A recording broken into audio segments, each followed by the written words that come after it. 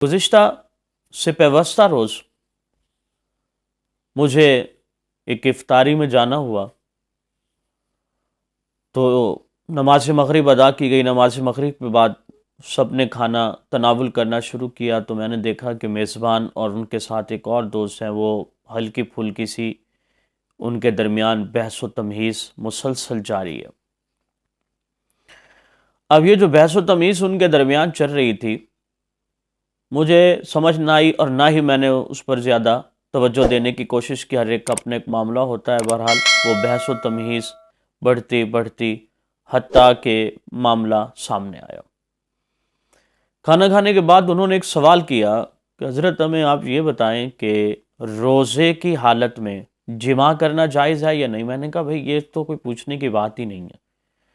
یہ تو ہر شخص جانتا ہے کہ روزے کی حالت میں، ہر مسلمان کو اس بات کا علم ہے، روزے کی حالت میں تو جماع کرنا جائز ہی نہیں، حتیٰ کہ شہوت ہو تو بوسہ بھی نہیں لے سکتے آپ۔ بلکہ حضرت شیخ الحدیث رحمۃ اللہ علیہ نے تو یہاں تک بھی لکھا کہ اگر شوہر شہوت کی حالت میں ہے تو اسے چاہیے وہ بیوی کی طرف بھی نظر نہ کرے، یہ شہوت بھڑکے گی اور کہیں ایسا نہ ہو کہ انسان روزے کی حالت میں جماع کر بیٹھے۔ کہنے لگے جی دیکھیں، روزہ جو ہے اس میں جو جماع ہے، جماع کی ڈیفینیشن آپ یہ بتائیں۔ میں نے کہا جماع کی ڈیفینیشن تو آپ سبھی جانتے ہیں کہ میاں بیوی آپس میں جو ملتے ہیں اسی کو جماع کہا جاتا ہے۔ وہ کہنے لگے جی نہیں، دیکھیے میزبان کی بات کر رہا ہوں، شوہر اور بیوی ملیں، حتیٰ کہ شوہر اپنا نفس بیوی کی شرمگاہ میں داخل کر دیتا ہے، لیکن ڈسچارج اگر نہیں ہوتا، منی نہیں نکلتی، تو اس کا مطلب یہ ہو گیا کہ وہ شخص جماع اس نے کیا ہی نہیں، اس کے روزے پہ تو کوئی حرج نہیں ہوتا۔ میں بڑا حیران ہوا، میں نے کہا یہ ساری ڈیفینیشن جماع کی آپ نے کہاں سے سماعت کی کہ بھئی اگر میاں اور بیوی روزے کی حالت میں ہوں، دونوں آپس میں ملاپ کر لیں، شوہر اپنا نفس بیوی کی شرمگاہ میں داخل کرے، ڈسچارج نہیں ہوتا تو روزہ پہ کوئی اثر نہیں، جماع بھی نہیں، غسل بھی نہیں۔ استغفر اللہ ربی من کل ذنب واتوب الیہ، کہ روزہ بھی نہیں، روزے پہ بھی کوئی اثر نہیں اور پھر غسل کرنے کی ضرورت بھی نہیں۔ یعنی ان کے نزدیک جماع یہ تھا کہ میاں شوہر جب بیوی کے اندر اپنا نفس داخل کرتا ہے تو جب تک ڈسچارج نہیں ہوتا جماع نہیں ہو، منی نہیں نکلتی، تو اس کا مطلب یہ ہے کہ جماع ہوا نہیں۔ جب جماع نہیں ہوا تو روزے پہ کوئی اثر نہیں، جب جماع نہیں ہوا تو غسل کرنے کی بھی ضرورت نہیں۔ یہ بات اتنی حیران کن تھی کہ میں کچھ دیر وہاں پہ بیٹھا ہوا سوچتا رہا کہ ہمارے مسلمانوں کو کیا ہو گیا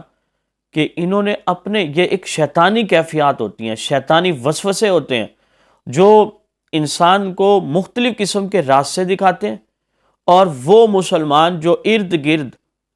نہیں جاتا، نمازیوں کے ساتھ اٹھتا بیٹھتا نہیں، اسے ماحول میسر نہیں، اس کے اندر اس قسم کے وسوسے پیدا ہوتے ہیں۔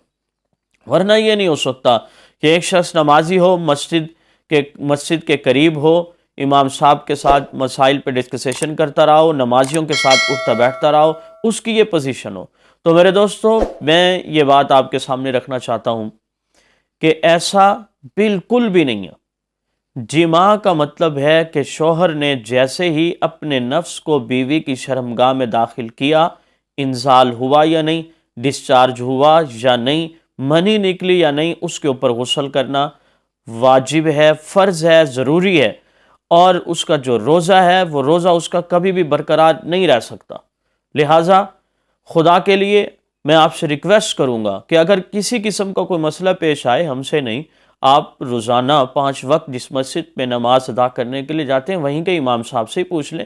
وہاں جو مولانا صاحب تشریف فرمائے ان سے ڈسکس کر لیں، لیکن ایسی خدا نخواستہ ایسی حرکت نہ ہوتی رہے کہ بھئی کئی سالوں تک وہ روزوں کے اندر بھی جماع کرتا رہے اور یہی پوزیشن اختیار کر کے وہ غسل بھی نہ کرے، تو بتائیے اس کے روزے سارے کے سارے ضائع ہو گئے اور گناہ الگ سے ہوا، اور جو وہ اس طرح کا جماع کرتا رہا اور اس نے غسل نہیں کیے، اس دوران میں جو اس نے عبادات نہیں کی، ان ساری عبادات کا کیا بنے گا؟